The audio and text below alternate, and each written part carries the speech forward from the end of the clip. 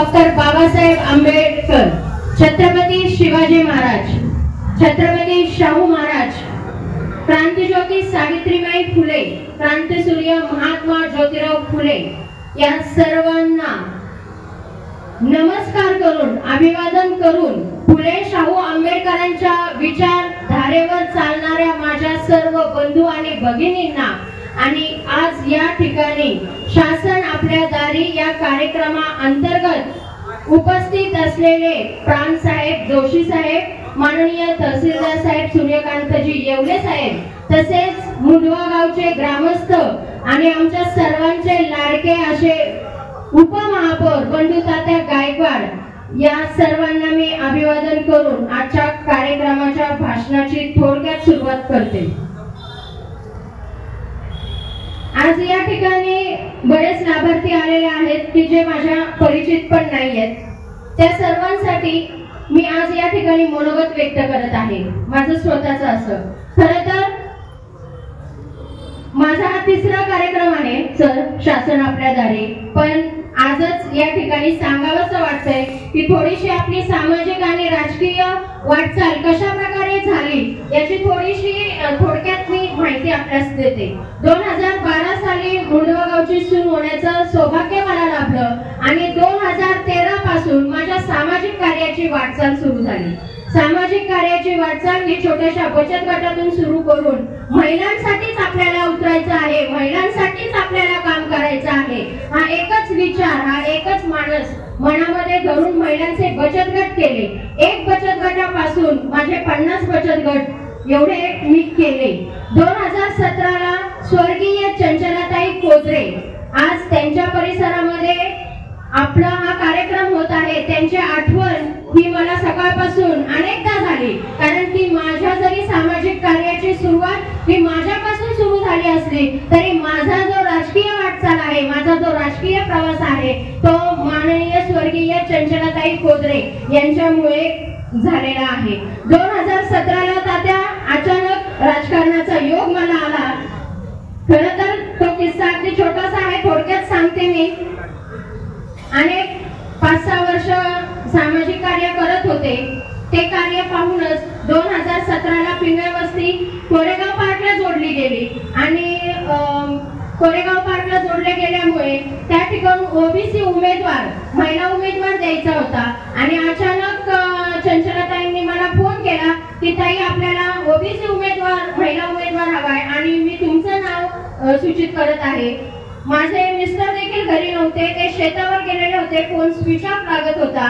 माझ्या सासूबाईंना सांगितलं की असा असा ताईंचा फोन आलेला आहे आणि त्या फॉर्मवर असं म्हणत आहे जसे बाळाचे पाय हे पाळण्यात दिसतात तसंच माझ्या सासूबाईंना कदाचित माझे पाय हे राजकारणामध्ये दिसले असतील। त्यांनी लगेचच मला होकार दिला। आम्ही दोघीच जणी फॉर्म भरण्यासाठी गेलो। फॉर्म कसा भरायचा आहे, काय भरायचं आहे, त्याची पद्धत काय असते याची कोणतीही माहिती नसताना निसर्गाला आम्ही दोघी जणी जाऊन पोहोचलो। तिथे गेल्यानंतर न पाहिलं तर उमेदवारी फॉर्म भरण्यासाठी बँड ताशा वाजत गाजत सर्व उमेदवार त्या ठिकाणी येत होते आणि फक्त आम्हीच दोघी जणी अशा होतो की मला गळ्यामध्ये शॉल देखील नव्हते राष्ट्रवादीचे।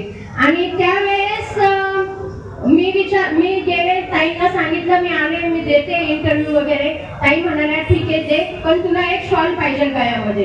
गळ्यामध्ये शॉल नाही या विचारामध्ये होते। इंटरव्ह्यू तर बाजूलाच राहिला।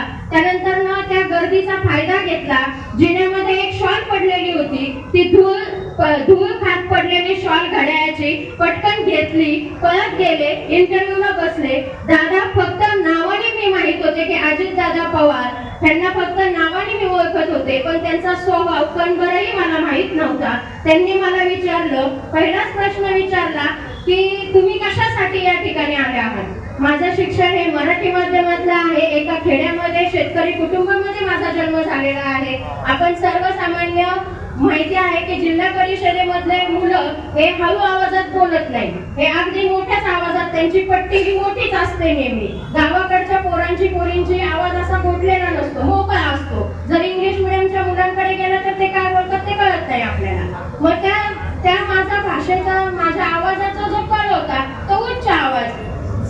दादांना जरा थोडंसं काहीतरी वाटलं, त्यांनी मला थांबवलं। मला म्हटले तू कशासाठी आले या ठिकाणी?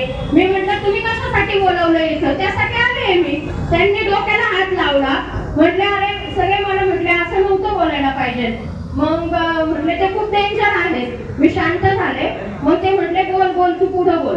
मग मी माझा पूर्ण इंटरव्ह्यू दिला, सर्व सांगितलं. मग त्यांनी मला म्हटले तू चुकीच्या ठिकाणी आले आहे, खरं तर तू आमदारकीला उभं राहायला पाहिजे, तू इथे कशाला आलीस. पण दादांना मी सांगितलं 2017ला ज्यावेळेस माझं तिकीट कट केलं त्यावेळेस, दादा आम्हाला आता राजकारण कळतंय, तुम्ही साधं महानगरपालिकेचं तिकीट मला दिलं नाही आणि मला विधानसभेच्या तिकिटाची आशा लावली. असं हे राजकारण हा प्रवास चढ उतार असतो. आणि आवर्जून सांगेन मी की सर्वसामान्य आणि सुशिक्षित तरुण वर्गाने राजकारणामध्ये आलंच पाहिजे. ज्या वेळेस मी राजकारणामध्ये आले 2017ला, सर्वांचं म्हणणं असं होतं की हिला राजकीय वसा काय, हिचं अस्तित्व काय, माझ्या घरामध्ये राजकारण शून्य आहे. राजकारणाची सुरुवात करत असताना पहिला संघर्ष मला माझ्या नवऱ्यासोबतच करावा लागला, कारण की माझ्या नवऱ्याचं मला राजकारणाचा कचा म माहिती नाही. राजकारणापासून आम्ही लांब. पिंगळे कुटुंब हे राजकारणामध्ये नाही. हे तू चुकीचं पाऊल उचललेलं आहे, फॉर्म भरून तू चुकी केलेली आहे. माझी कुठेही तुला राजकारणामध्ये कसलीही मदत मिळणार नाही.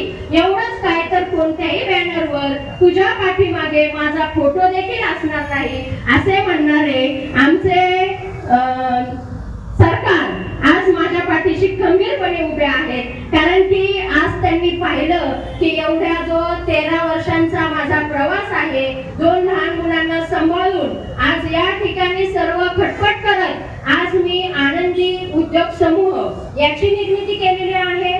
महिलांचे बचत गटांमधून त्याची सुरुवात करून आपण तात्या वेळोवेळी बचत बाजार भरवतो, जेणेकरून महिलांना त्यातून 2 रुपये मिळतील. त्यानंतर आनंदी प्रतिष्ठान या नावाने मी प्रतिष्ठानच्या अंतर्गत रक्तदान शिबिर, आरोग्य शिबिर मोफत, त्यानंतर मतदान कार्ड, ह्या सर्व ज्या शासकीय योजनांचा सर्वांचा लाभ नागरिकांना मिळेल हे करते. आणि 2017ला महत्वाचं पाऊल उचललं ते म्हणजे गौरी पिंगळे मोफत वधूवर मंडळ स्थापन केलं.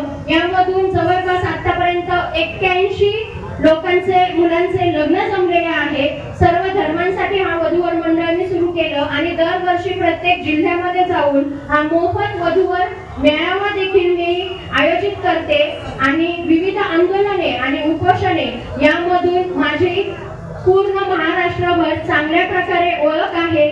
नगरसेवक झालो तर आपण ठराविक प्रभागापुरतच मर्यादित राहणार आहे, परंतु आपल्या अशा ह्या सामाजिक कार्यक्रमामुळे आपण महाराष्ट्रभर काम करू शकतो.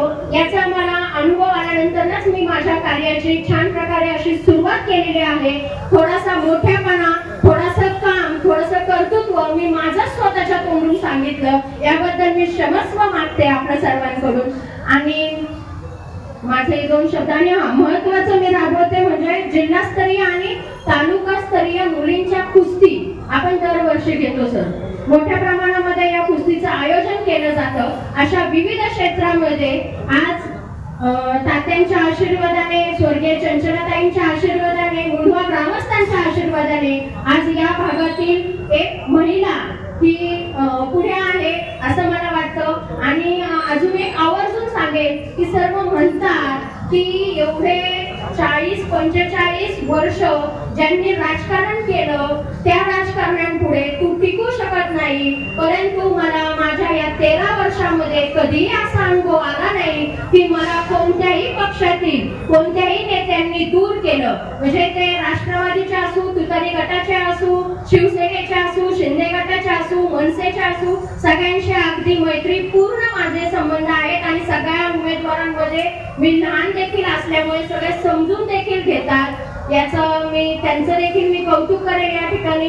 आणि आज महाराष्ट्र शासन आपल्या दारी हा उपक्रम पंकज भाऊ, दादा खोदरे आणि गौरीताई पिंगळे यांच्या संयुक्त विद्यमानाने आज पहिल्यांदाच मुंबईमध्ये होत आहे. याचा सर्व नागरिकांनी फायदा घ्यावा. त्याचप्रमाणे मी आवर्जून उल्लेख करेन की प्रशासन, ताईंनी सांगितलं, मॅडमनी सांगितलं की प्रशासनाला नेहमीच गौरीताईंची साथ असते, परंतु मी आवर्जून सांगेल की ज्या वेळेस मी असे कार्यक्रम घेते त्यावेळेस पहिल्यांदा मला तहसीलदार साहेबांचे खूप सहकार्य लाभते. आणि असे जर सहकारी प्रशासनामध्ये असतील तर नक्कीच नागरिकांची गैरसोय होणार नाही। आमच्या स्थानिक जे आहेत त्यामध्ये नगरसेवक माननीय संतोषदादाजी कवडे यांचं मला मार्गदर्शन वेळोवेळी असतं आणि त्यांची खूप खंबीर साथ या ठिकाणी असते आणि दरवेळेस आमच्या कार्यक्रमाचं नियोजन करणारे नवनाथजी कोदरे आमचे बंधू यांचं देखील सहकार्य मला या ठिकाणी लाभतं आणि आज ज्यांच्यामुळे मी या ठिकाणी आहे ते माझे पती, त्यांचं देखील मी आभार या ठिकाणी व्यक्त करते। धन्यवाद। माझे 2 शब्द संपवते।